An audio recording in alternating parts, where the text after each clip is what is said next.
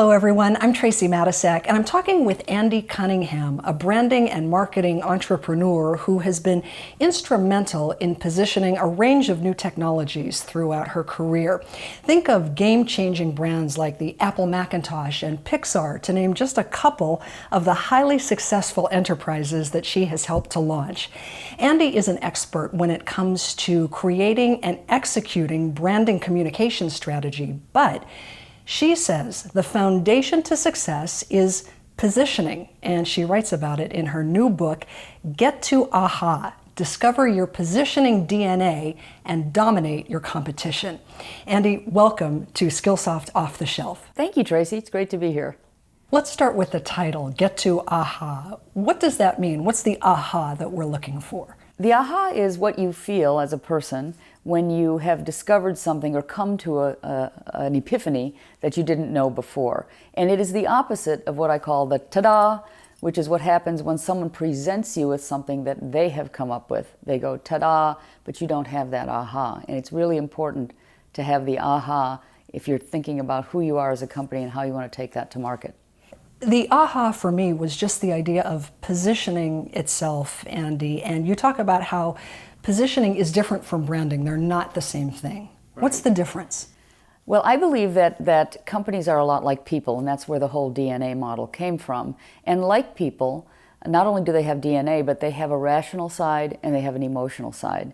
And again, like people, I think it's really important to understand the rational side, the basics, the foundation of who you are and why you matter, before you add the frosting on the cake, which is the emotional side, or in the case of a company, the logo, the emotional expression, the language, that sort of thing. So what we try to do is get the rational done first, which is the positioning side, before we do the emotional part, which is the branding side. So what does that actually look like for an organization determining their DNA?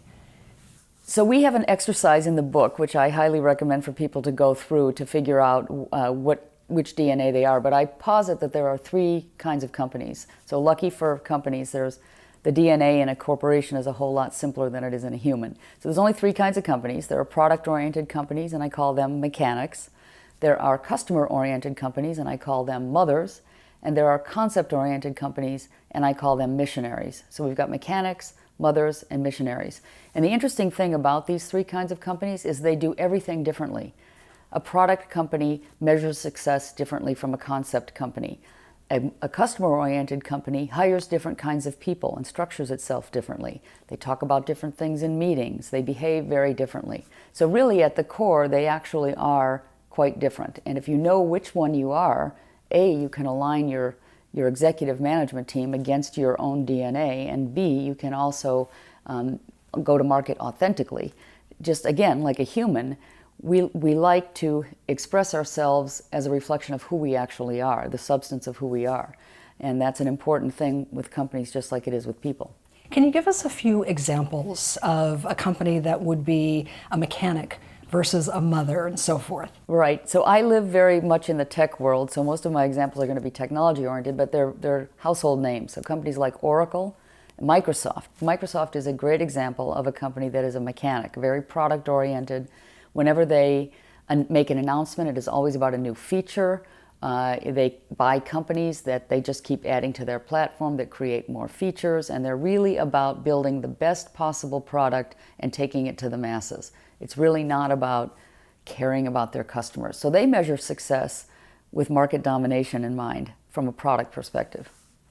What about a mother or a missionary? What are some examples of those? So a mother company, I like to use the example of Lyft, which is a great example, because they really treat their customers very, very differently and try to have customer service be at the center of their entire ride sharing experience. But a really great example of a mother is Zappos, which was acquired by Amazon. And Amazon didn't buy Zappos in order to figure out how to sell shoes online. Let's face it, Amazon can sell anything online. But what they bought Zappos for was that amazing customer-centric culture that Zappos brings to the table.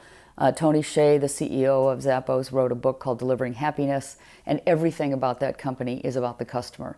And so why Amazon bought them was because Amazon is moving from being a product-oriented company or a mechanic very purposefully to being a customer-centric company. And they bought Zappos to bring the culture into the company. So if you're going to change your DNA, it has to be purposeful, and it takes quite a long time. Well, that raises two questions. Number one, we didn't talk about an example of a missionary, but then I'd like to talk about changing one's DNA. Sure. So missionary companies are often led by what I call cult of personality leaders. Apple was certainly one under Steve Jobs, shifting, we can get into that later. Tesla is one under Elon Musk. FedEx was one. Starbucks is also one. These are companies that exist to change behavior, change human behavior on a fundamental level. So there aren't that many of them, but there are a handful of them, and a lot of them spring up out of Silicon Valley. So you just mentioned that Amazon is an example of an organization that's changing its DNA. Is that possible for most organizations to do, and at what point do you change your DNA? So it is possible to change your DNA, but it has to be, it either has to be very purposefully done, like what Jeff Bezos is doing with Amazon, over a period of years, because you have to shift the kinds of people you hire, how you train them, how you compensate them, how you measure success. All those things have to shift. So they did it first by starting off buying a company that already had that culture in it so they could spread it like a virus through the company. And by the way, if anybody has checked Amazon's latest mission statement, which probably no one has, but I can tell you that it is to be Earth's most customer-centric company. That's their new mission. That wasn't their mission when they launched. So when you purposefully do it, that's one way to do it. Another way to change your DNA is if it happens to you. Like in the case of Apple, where Steve Jobs passed away.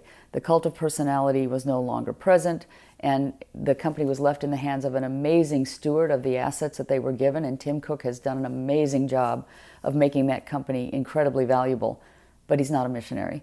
And so what's happened to that company is they're moving from being a missionary, a change the world company where it exists to change human behavior on a fundamental level, to being a product-centric company. And you see it with every one of their announcements. The iPhone 10 is a great example. That's coming up to be announced shortly, and it's all about the new features of the iPhone 10. It's not about a brand new way of doing something like the first iPod that was introduced, or the first iPad that was introduced, or the iPhone. You mentioned Steve Jobs, and of course you worked closely with him. Yes. Tell us a little bit about him. What was it like working with him? What did you learn from him?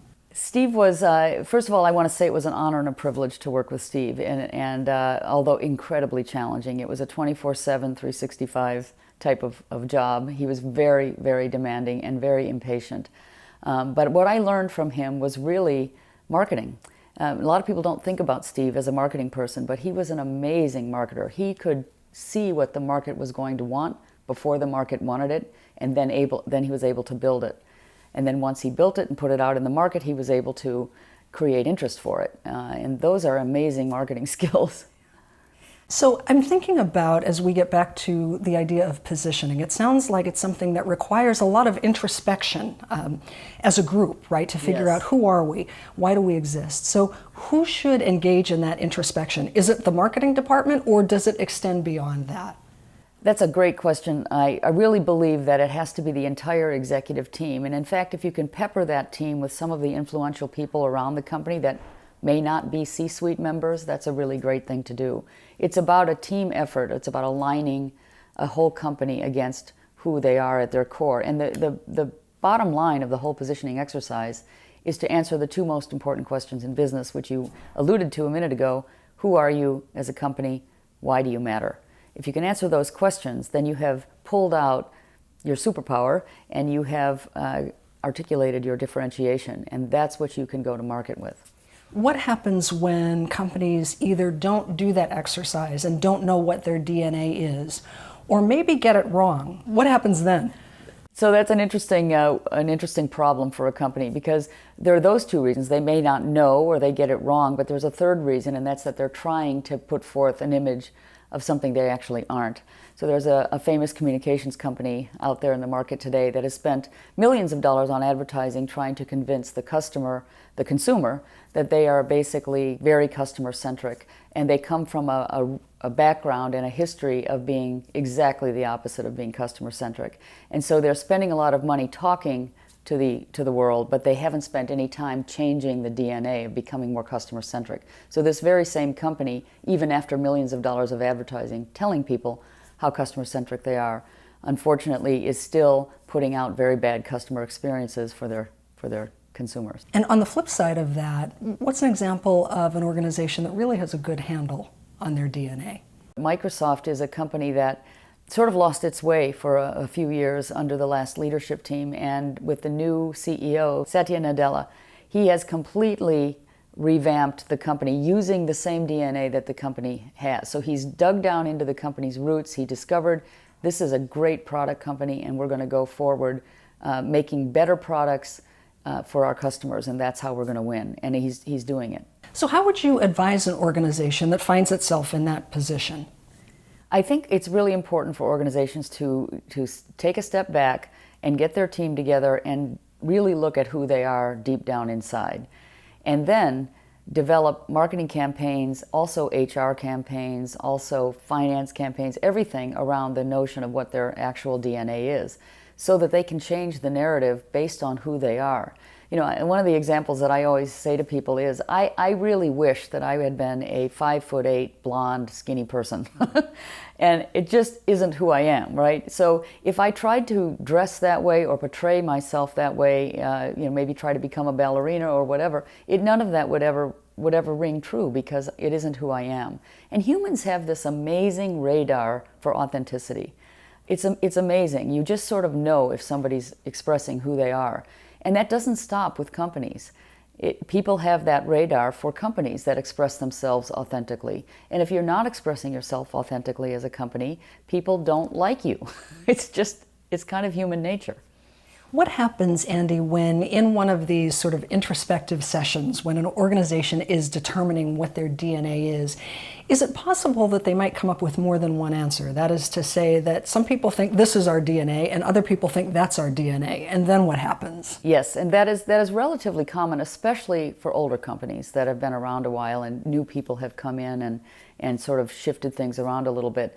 So what I say then is you have to decide as a management team, what is the bulk of your DNA, and then you have to decide that you're all going to agree with that's the behavior you're going to put forth. So I apply this thing I call the Hector Ruiz principle. Hector is a man that I worked with when he was at Motorola. He ran the semiconductor sector there for many years, and then he went on to become the CEO of AMD, which is a big semiconductor company. And Hector had this rule. He said, whenever we're in a meeting with my senior people, and we're going to make a decision, I want 60% agreement on that decision, but I want 100% buy-in. So if 60% of us agree with it, everyone else in the room has to say, okay, I'm in. If you can't say that, then you must leave the team. So he was very strict about that, and I think that's the rule that should be applied in these executive meetings when people are looking at their DNA. If 60% of the group can agree on the fact that you're going to be a customer-centric company, the rest of the people have to say, yes, I'm in. Because otherwise, they hire different kinds of people, they train them differently, they pay them differently, they talk about different things in meetings, they care about different things, and it creates this clash. Which raises another question, and I wonder how DNA might or might not play into hiring decisions. It does play into hiring decisions. It's good to have diversity of perspective, though. So I want to say that just because you happen to be a customer-centric company doesn't mean you never hire any product-oriented people or mechanics. You need people to build great products. But the facing persona of the company has to be around customer centricity, and you have to ring true to all the customer-centric guidelines. But there's a fad out there today to be customer-centric. Everybody wants to be customer-centric, even if they're not customer-centric, just like this communications company we talked about a few minutes ago. Yes, it's nice to be customer-centric. It's even better if you really are customer-centric. But you can also build a really great product that can make your customers super happy if it's just a great product. And I think that's what people have to look at is, are we going to put forth our relationship with our customers as our primary thing, or are we going to put forth our product as our primary thing? By the way, both companies have to do both things. You can't build a bad product just because you have great customer relationships. And you can't ignore your customers if you happen to have a great product. But that sits in the background of the facing DNA. So continuing with the scientific metaphor, you write that it's not just about DNA, but having established that, then you talk about genotype. Yes. What does that mean? So the DNA is just the beginning, just like with a human, right? As you understand that you're either Scottish or you're German. Once you understand that, then you might want to understand the next thing about being German and what does that mean for you and what propensities might you have.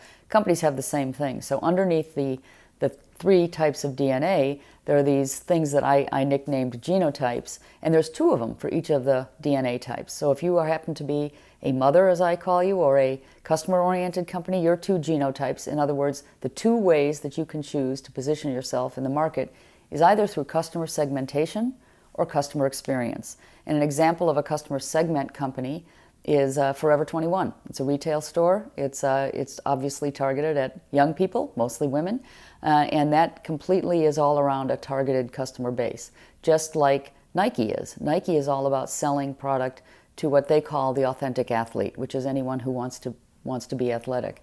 The customer experience side of the mother DNA is all about like a company like Disney. Disney's a great example. They do everything they do to create an incredible experience for their customers. And then if you look at the product-oriented companies or the mechanics, they too have two directions they can position themselves in. I call them genotypes. In a product company, it's either around value, like Walmart, more for less, or it's around features, like Microsoft, where they just keep adding features to their product. And then finally, in the third category, which is the concept-oriented company or the missionary, they can position themselves around two things as well. One is the cult of personality that leads the company. In the case of Richard Branson is a great example of a cult of personality that goes to the front when you're marketing any of his companies. Or the other one is the next big thing. And that's kind of what Apple did with the Macintosh, and that's what Tesla's trying to do with transportation.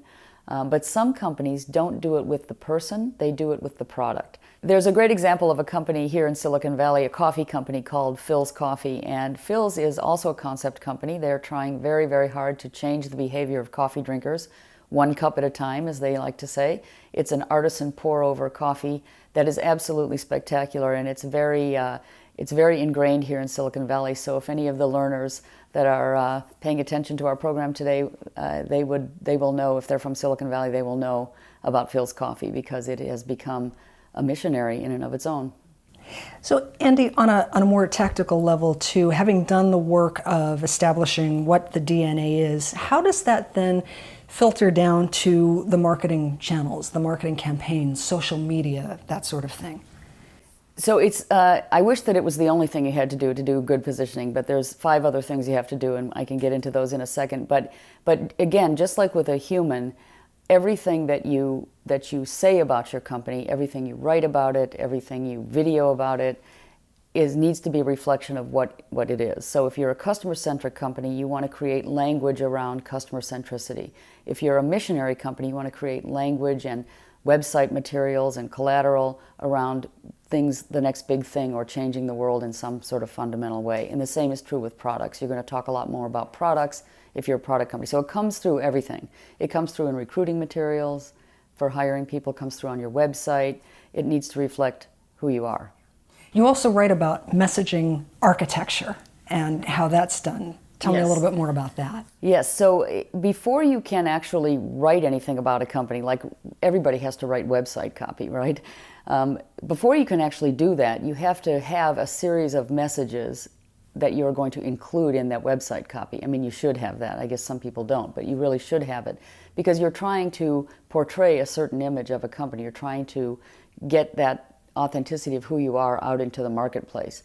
So the writing of website copy or collateral copy or funding decks if you're looking for money or sales pitches or any of these things that are written, they need to contain a set of messages. You think about politicians. Every politician has a platform and they have a bunch of sound bites that they include whenever they're talking in front of an audience. And we tend to remember those if they're catchy. And this is what Donald Trump did. You know, this is what Make America Great was all about. It was about great messaging. So companies have to do the same thing. They have to take those messages and insert them into all of the things that they're writing so that the message of the company or the story of the company can begin to replicate out in the market. And you also write that once that architecture is in place, then it's time to focus on what you call market resonance. What does that mean? Yes, so I like to say that what companies have to do once they get that message architecture written, which is all of the messages that they are going to want to communicate to the market, once they have that written, it's a tool to put into the market and then create this thing I call market resonance, which means, is it sticky? Are your messages sticking in the marketplace? And there's a whole process for going from message architecture to market resonance. And that process, we like to call it activation of your positioning. So we take your positioning and we understand that there are three major ways to communicate messages in today's world.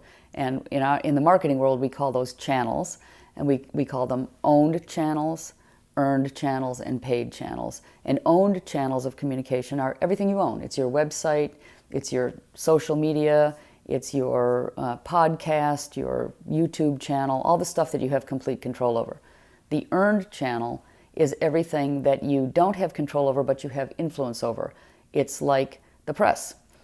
You don't have control over what press people say, but you can influence it. And the same with bloggers, and the same with influencer. There's a big thing out there now called influencer marketing, and all those influencers can be influenced by the company, but they can't be told what to write. And then the third channel is what we call paid, which is simply advertising. And it starts at Google AdWords, and it goes all the way up to Super Bowl ads. And you can spend any amount of money on advertising that you want, but you have complete control over the messages in any paid situation. So what we try to do with your positioning we create a message architecture around the positioning statement. Then we create a narrative around that, which is a story, a real story about your company that is compelling. And then we insert that into all those channels. Everything that you own, everything that is earned, and everything that is paid. And once you've mastered those three channels of distribution, as I call them, what you have is you have created for yourself a digital footprint that is pretty prodigious. If you're good at it and you've done it really well, you can create for yourself a pretty substantial digital footprint around your story. And that's what you're trying to do, is grow that digital footprint. You just mentioned the positioning statement as sort of step one, and I'm wondering, is there a difference between a positioning statement and a mission statement? Yes, there's a huge difference. So just backing up for a second to go back to the message architecture, a good message architecture contains the following components. It contains a vision statement for the company, a mission statement, and I'll explain what these are in a second, a value proposition, a positioning statement, a few key messages, and an elevator story. They all need those components, every message architecture. So a vision is a North Star. It's something that you're shooting for, but you probably will never quite get there, but it's always there, and you can see it, and that's what you're shooting for. A mission statement is what everybody does every day at the company in service to that North Star. So it's a daily thing. My mission statement at my company is helping our clients win, because it's something each one of us can do every single day to move us toward the vision of redefining public relations, which is what I'm trying to do. Underneath that is a value proposition, which is what is the highest value that your product or service delivers to your most important customer. Then under that is the positioning statement. And that is the simple articulation of your role and relevance in the market. Who are you? Why do you matter? Then we pick a handful of key messages that we want to communicate, depending on the situation. Don't know what they are, but we figure them out. And then there's an elevator story that contains all of the pieces of the message architecture. But the elevator story is just that. Sitting on an airplane and someone says to you, what do you do and where do you work? And that's what you're supposed to spit out to them. But in order to really create this digital footprint that we talked about, you have to have a compelling story. There has to be tension in it, like a story. There has to be emotion in it. So that's what we call the narrative, and that's the next step after the message architecture. Positioning statement, message architecture, narrative, and then activation through owned, earned, and paid channels of distribution. Really important to get those steps done properly and in the right way. There's a lot of stuff in there, right? There's a lot of pieces to the equation. It's not as easy as it sounds. And I think if you sit down and you ask a person from a company to really answer those questions, who are you and why do you matter, you find that they struggle with the answer because it's not so easy. And it probably should take a while to arrive at those answers. It should, and several important people in the company should be playing a role in the development of the answers. So Andy, as we close, what's one thing that you would encourage leaders, professionals to do today, this week, to get a better understanding of what their corporate DNA is? Well, I think if you open up the book and find the test in there, the DNA test, you can take it. It only takes 5 minutes to take it. And at the end of that, you kind of have a handle on what is your DNA. And then there's a genotype test in there too, another 5 minutes. and then you figure out who you are. And that gives you the information you need to go forth with an authentic message to the marketplace.